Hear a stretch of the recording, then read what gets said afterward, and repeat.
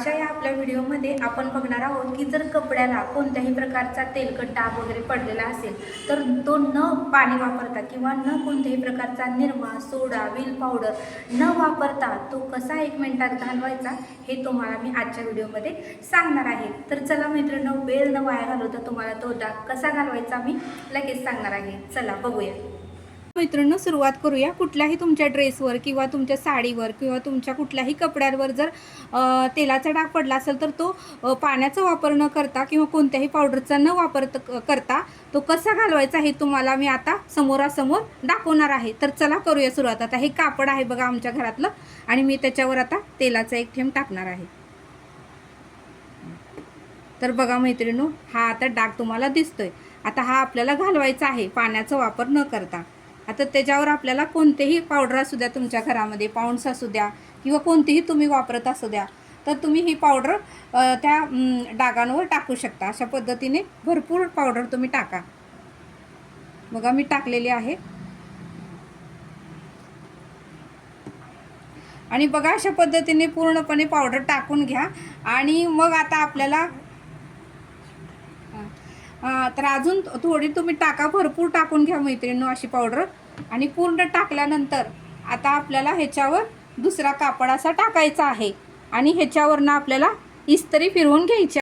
ही इस्त्री आता मी गरम करून घेतलेली आहे। आता ही ह्याच्यावरून 10 मिनिटं तरी आपल्याला फिरवून घ्यायचं आहे पूर्णपणे मैत्रिणींनो। 10 मिनिटं तर तुम्ही अशी व्यवस्थित असं फिरवून घ्या, लगे गडबड करू नका।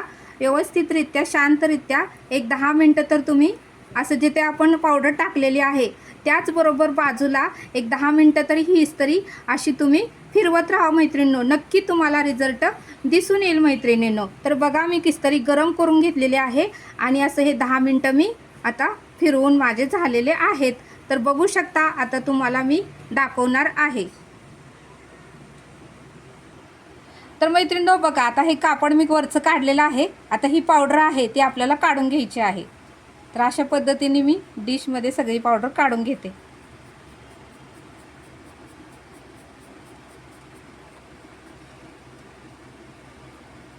ही पावडर थोडीफार राहती मैत्रिणींनो, ती आपल्याला आपलं जो टूथब्रश असतो खराब वगैरे झालेला त्या ब्रशनं आपल्याला आता ही पावडर काढून घ्यायची आहे मैत्रिणींनो।